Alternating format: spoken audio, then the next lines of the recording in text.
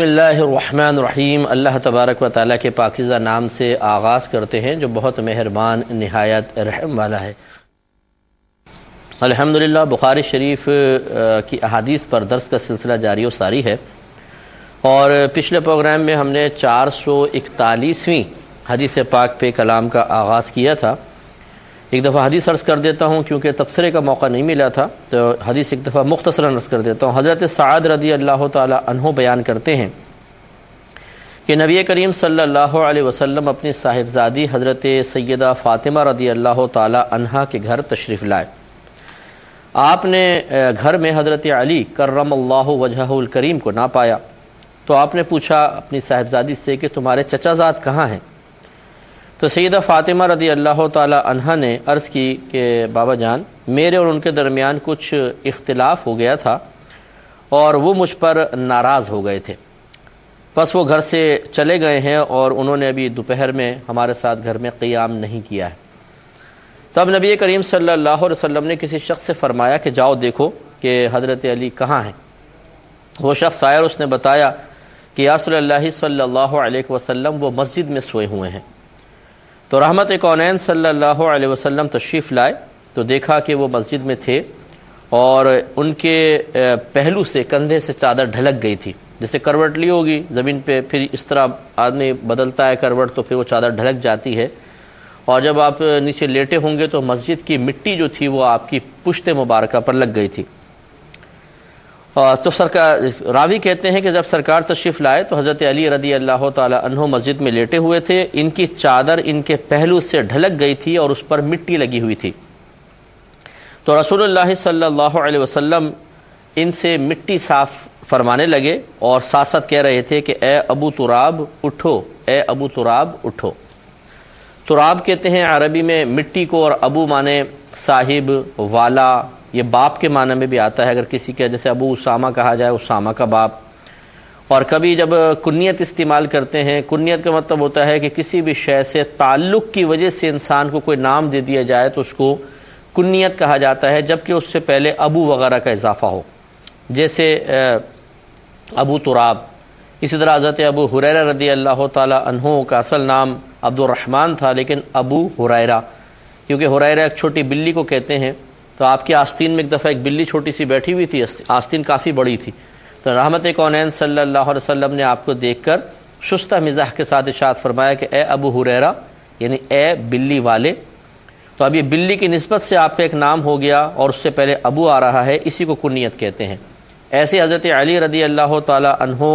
کی مٹی لگ گئی تھی، اس مٹی کی نسبت کی وجہ سے سرکار نے آپ کو ایک نام دیا، پہلے ابو لگایا، ابو تراب، تو یہ کنیت کہلائے گی۔ تو کنیت کبھی اپنے اولاد کے حوالے سے ہوتی ہے، جیسے ابو نعمان، ابو صالح، ہم اس طرح کنیت لکھ دیتے ہیں، جیسے سرکار کی ابو القاسم ایک کنیت تھی۔ اور اسی طریقے سے کبھی بیجان اشیاء کی طرف، شہروں کی طرف نسبت کے اعتبار سے بھی کنیت ہو جاتی ہے۔ بہرحال یہ سنت کریمہ ہے، اگر پاسبل ہو، ہمارے تمام دیکھنے والے بھائی بہن جو ہمیں ملاحظہ کر رہے ہیں، اگر آپ چاہیں، بہنیں بھی کر سکتی ہیں۔ دیکھیں ام ایمن، ام حبیبہ، یہ ام کے ساتھ ان کی جو عورتوں کی کنیت آئے گی وہ ابو کے ساتھ نہیں ہوگی بلکہ ام کے ساتھ ہوگی۔ تو مثال کے طور پہ آپ کی بچی ہے، مثال کے طور پر عائشہ ہے، تو آپ ام عائشہ اپنی کنیت رکھ سکتی ہیں۔ ایسی مرد حضرات اگر چاہیں تو ضروری نہیں کہ آپ تمام ڈاکومنٹس میں بھی اس کو چینج کریں،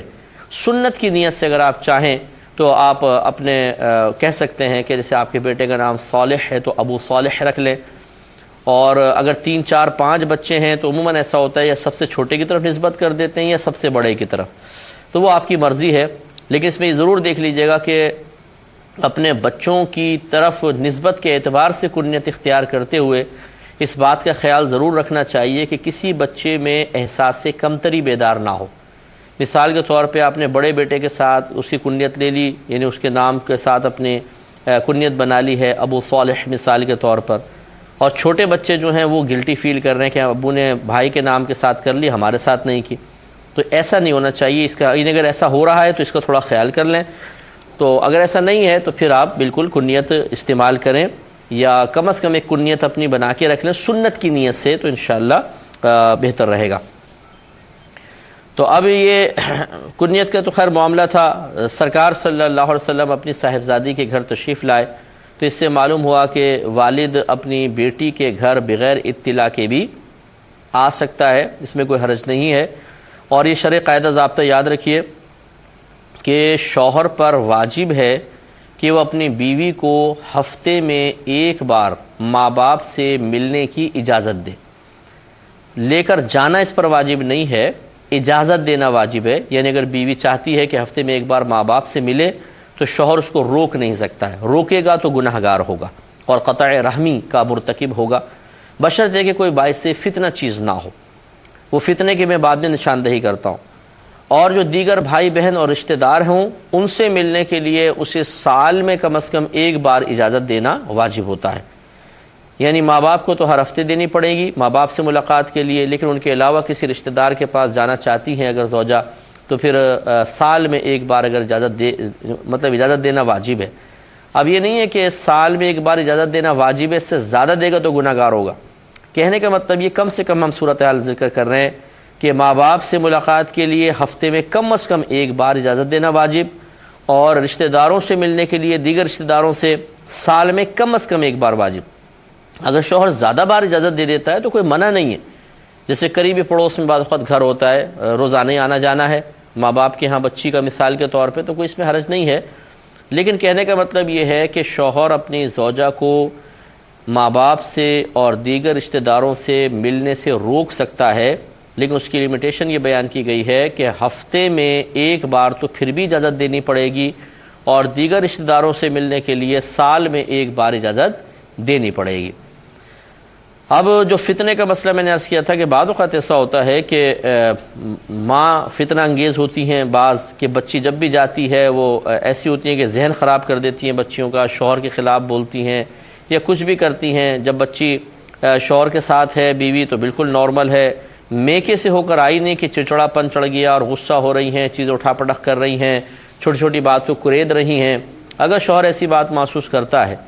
کہ میکے میں جانے کی وجہ سے میری بیوی کے معاملات میں تبدیلی آ جاتی ہے تو پھر وہ کچھ نہ کچھ اس پر عملی اقدام کر سکتا ہے، وہ روک بھی سکتا ہے اگر بشرطے کہ ایسا ہو۔ لیکن اگر ایسا نہیں ہے، بس بعض اوقات شوہر بھی ضد باندھ لیتے ہیں میں نہیں جانے دوں گا، بلکہ یہاں تک کہہ دیتے ہیں کہ اگر تو ماں باپ سے ملی تجھے طلاق، یعنی اتنی سخت کنڈیشن ڈال دیتے ہیں کہ وہ لڑکی بیچاری کیا کرے۔ اب یاد رکھیں کہ ہم نے جسے آپ کو بتایا کہ ایک بار تو اجازت دینی ہی ہوگی۔ اگر شوہر ہفتے میں ایک بار بھی اجازت نہ دے، اور کوئی مسئلہ بھی اتنا بڑا نہیں ہے، یا ہے تو دنیاوی مسئلہ ہے، کوئی دینی لحاظ سے کوئی مسئلہ نہیں ہے، تو یاد رکھیں کہ شوہر کا بیوی کو ماں باپ سے روکنا، اس طرح دیگر رشتہ داروں سے روکنا گناہ کبیرہ ہے، بہت بڑا گناہ ہے، کیونکہ قطع رحمی کی سرکار نے بڑی وعیدیں بیان فرمائی ہیں۔ اور جو قطع رحمی کا مطلب ہوتا ہے کہ رشتہ داری کو ختم کر دینا، جو آپس میں رحم ہے، پیار محبت کا سلوک ہے، اس کے سلسلے کو منقطع کر دینا۔ تو جب ہم ملاقات ترک کر دیتے ہیں تو یہ سلسلہ رحمت، سلسلہ کرم منقطع ہو جاتا ہے، رشتہ داریوں کے جو مضبوط بندھن ہیں وہ ختم ہونے لگ جاتے ہیں، تو اس لیے اس کو منع کیا گیا۔ ہاں کوئی صحیح عذر ہے، مثلا آپ کی مصروفیت ہے، آپ باہر کے ملک میں رہتے ہیں، رشتہ دار پاکستان میں رہتے ہیں، سال ہر سال گزر گئے ملاقات نہیں ہوتی، یہ کوئی مسئلہ نہیں ہے، یہ بری چیز نہیں ہے۔ ایک ہے کہ کسی عذر کی بنا پر ملاقات نہ ہونا، یہ صحیح ہے، اور ایک ہے عذر کوئی بھی نہیں ہے، یا دنیاوی معاملات ہیں اور ان یا نفسانی خواہشات ہیں، ان کی بنا پر کسی سے رشتہ داری توڑ دینا، یہ ہے گناہ۔ تو اس لیے شوہر حضرات کو خیال کرنا چاہیے۔ تو نبی کریم صلی اللہ علیہ وسلم اپنی بیٹی گھر تشریف لائے، اور اس پہ میں نے تھوڑا سا کلام اس انداز سے بھی کیا تھا کہ بہتر ہے کہ جب آنا چاہیں تو مطلب کال وغیرہ کر کے پہلے بچوں کو بتا دیں، تاکہ ان کو بھی تھوڑی پریشانی وغیرہ نہ ہو، کیونکہ اپنی اپنی لائف ہوتی ہے، ہر ایک اپنے روٹین کے مطابق زندگی گزار رہا ہوتا ہے۔ اب کوئی اگر رشتہ دار آتا ہے، چاہے کتنا ہی کلوز کیوں نہ ہو، لیکن یہ ضرور ہوتا ہے کہ جو ہمارے روزمرہ کے روٹین ہے وہ ڈسٹرب ہو جاتے ہیں۔ اب یہ الگ بات ہے کہ اس ڈسٹربنس کو ہم برداشت کر لیتے ہیں خوش دلی کے ساتھ، کیونکہ ہمارے ماں باپ آئے ہیں، فلاں آئے ہیں، اور کبھی ایسا ہوتا ہے کہ واقعی اس قدر ڈسٹرب ہو جاتا ہے انسان رشتہ داروں کے آنے کی بنا پر کہ بہت ہی اس کو پریشانی ہو جاتی ہے۔ اس لیے بہتر یہ ہے کہ جو کوئی ملنے جانا چاہے پہلے کانٹیکٹ کر لے۔ اب سرکار تشریف لائے تو آپ کی دوررس نگاہوں نے گھر کے ماحول کو کچھ ٹینس میں دیکھ لیا ہوگا۔ سرکار نے فرمایا حضرت علی کا ہے، لیکن کوشچن کیا تمہارے عمزاد کہاں ہیں؟ عمزاد کا مطلب چچا کا بیٹا، حالانکہ وہ حضرت علی کرم اللہ وجہہ الکریم نبی کریم صلی اللہ علیہ وسلم کے چچا کے بیٹے ہیں، نہ کہ بی بی فاطمہ رضی اللہ تعالی عنہا کے۔ لیکن یہ عربوں کا ایک اسلوب رہا ہے کہ جب کسی کے سامنے مطلب کسی کا اس انداز سے ذکر کرنا مقصود ہو کہ محبت میں اضافہ ہو، پیار اور الفت کا اظہار مقصود ہو، تو پھر اس طرح رشتوں کی طرف نسبت کرتے ہیں، عموماً چچا کے بیٹے کی طرف۔ شاید آپ کو یاد ہو شروع میں حضرت خدیجہ الکبریٰ رضی اللہ تعالی عنہا کی حدیث تھی کہ آپ سرکار کو ورقہ بن نوفل کے پاس لے گئے تھے، تو انہوں نے بھی سرکار کو کہا کہ اے چچا، میرے چچا کے بیٹے۔ تو حالانکہ سرکار کا ان سے چچا کے بیٹے کا رشتہ نہیں تھا، لیکن یہ اظہار محبت کے لیے ہوتا ہے۔ جیسے ہم دیکھیں آپس میں کہتے ہیں یار بھائی یہ کام کر دو،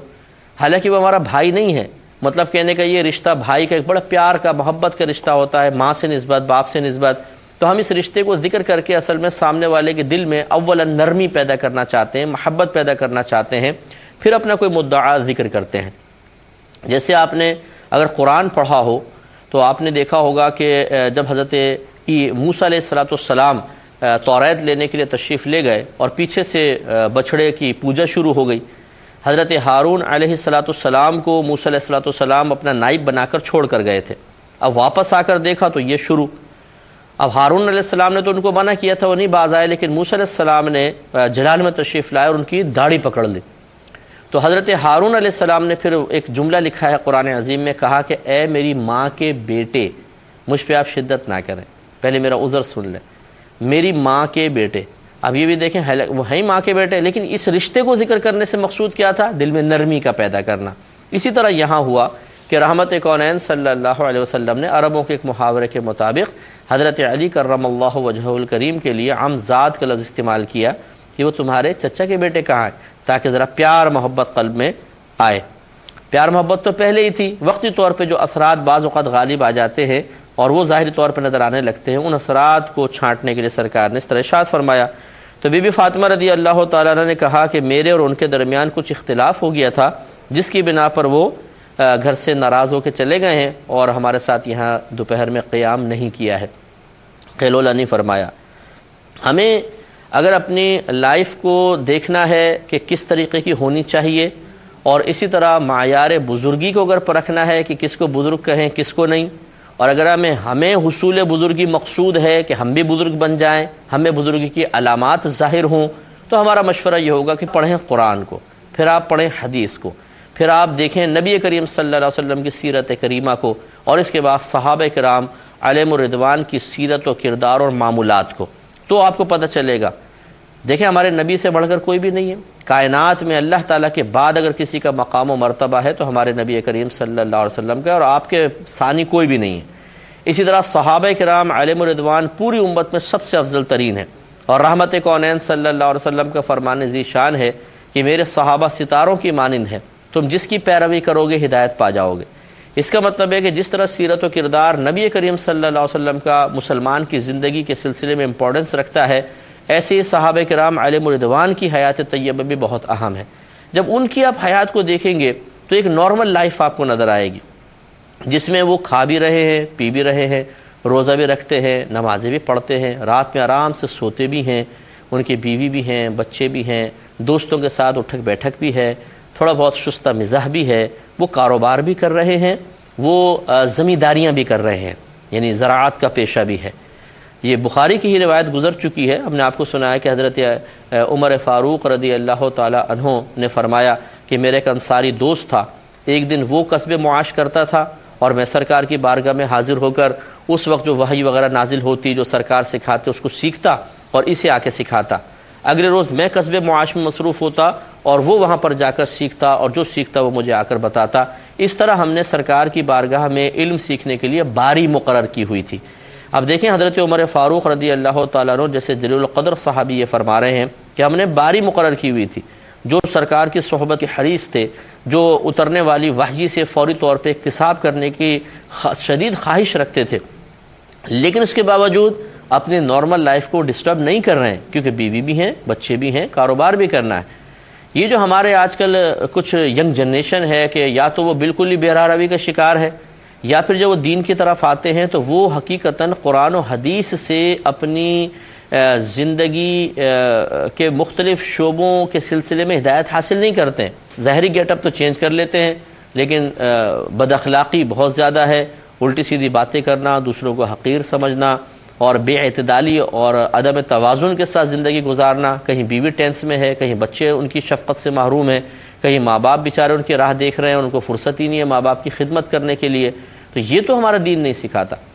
تو لہٰذا اس حدیث سے ذرا دیکھیے کہ بی بی فاطمہ رضی اللہ تعالیٰ عنہ کہتی ہے کہ مجھ میں اور حضرت علی کرم اللہ وجہ الکریم کے درمیان کچھ ہو گیا تھا. الفاظ کیا ہے دیکھیے، آپ نے فرمایا کانا بینی و بینہ شیئن،